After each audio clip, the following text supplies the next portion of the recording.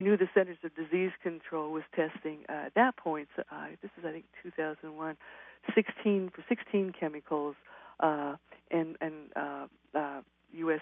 population, something like 2,000 people, that they considered not to have extraordinarily high exposures of anything, average Americans. And we thought that was interesting, but they knew they wouldn't be telling people the results of this biomonitoring. And we thought that that was a mistake, that people really do have a right to know what's in their bodies and a right to know as much as we can the significance of that. So we wanted to see whether we were right about that. So we decided to test a small cohort of about 9 people, which included Bill Moyers, included myself, included Andrea Martin from the Breast Cancer Fund, and Charlotte Brody, who works now for Green for All, Michael Lerner, who runs Commonweal, is a MacArthur Prize Fellow, Davis Baltz, who's also a Commonweal person, and as well a number of other people. And we spent a lot of time thinking about what it meant. What does it mean to know that you have toxic chemicals in your body? And we tested for something like, 210 chemicals. And I was stunned to find out that I had higher levels of a flame retardant called PCBs and a higher level of dioxin, which is a chemical that nobody uses for anything. It's just produced in industrial processes using chlorine. I had higher levels than Bill Moyers of these chemicals. Interesting. Charles, do you think it's important for people to be tested for levels of toxic chemicals in their body, or should we just all assume that we're all toxic and work on eliminating the toxins that we're exposed to and get the government, to change the regulations? Well, it's really different. It's very difficult for people to have their body burden levels tested. Mm-hmm. They need to be part of a particular study, usually an academic study, some kind of research project. It's very, very expensive, and what to do with the results is sometimes complicated. But I still think it would be really interesting if people could know their body burden levels. I think it's quite transforming when people really realize that these chemicals are in their body without their permission. And, of course, nobody ever gives their permission to have their body used as a toxic storage site. Right, and we all are part of that experiment. But I'm curious, what did you do with the information, that you've discovered with your PCB levels, for example? Have you been detoxified in some way? I've always was very careful about what I eat and what kind of products we put in the house. So I try to be a little bit more vigilant, but I realize that you really can't shop your way out of it, that you really have to work politically. So I got involved in doing biomonitoring projects with different communities of concern. Let me just tell you about one. We tested in a project called Is It In Us, 7 people in each of 5 states across the country for a short range of toxic chemicals, and one of them was bisphenol-A. Mm-hmm. And, of course, the CDC had tested for bisphenol-A, so we had kind of a baseline exposure level. And, of course, everybody in our study came along pretty much in line with that. But because those people knew their own personal levels, they were able to stand up and speak about the need for better legislation around bisphenol-A. And as a result, a number of states, including New York, Massachusetts, Vermont, Maryland, Connecticut, Minnesota, Wisconsin, Washington, and the city of Chicago passed bills banning bisphenol-A in baby cups and sippy cups. Mm-hmm. That's excellent. So it was a direct result of these studies? It was a direct result. I mean, the other information was given to legislators as well concerning how bisphenol-A in utero exposure is linked to harm that happens and may not appear till later in life, but it's very, very serious stuff. Mm-hmm. It changes the way a child will behave. In adults, it's linked to cardiovascular disease, and in animal studies, it's linked to precursors for breast cancer and testicular cancer, among other things. It's also linked to asthma. Mm-hmm. So it's not something you want around babies. No.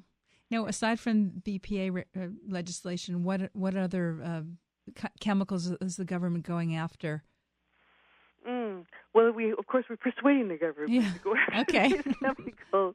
So, continuing biomonitoring projects, we've been, for example, Commonweal worked with Washington Toxics Coalition and tested 10 women in their second trimester for toxic chemicals, just to test the baby's first environment. And the women who were tested, we found phthalates and bisphenol-A and flame retardants in all of them, and they've all been speaking to legislators, and one was a part of a congressional hearing sponsored by Senator Leavenworth about the need to enact a fundamental toxic policy reform in the United States. Mm-hmm. And what's your opinion about pesticides? And is there something that is going to help more organic farmers, get funded to? Well, I'm just hoping that as more information comes out about the effects of pesticides, that there will be more incentives to support organic farming and incentives to persuade the large farm owners to switch over and use safer alternatives to some of the pesticides. One pesticide we're working on now, chlorpyrifos, was actually banned for household use in something like 2002, but it's still permitted in California for agricultural use. Amazing. So out in the California Central Valley, it's being sprayed, yards away from schools and health centers and people's homes. So and it's been linked, and when it was used for household use, to preterm birth and lower head circumference in babies.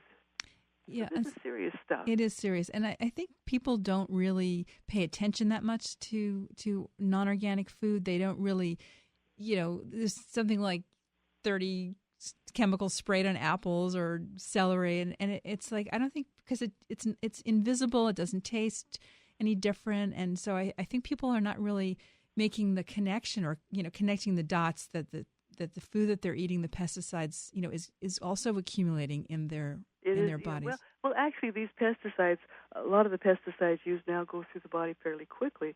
But the fact that we keep finding them as the CDC means that we're being exposed to them on a daily basis.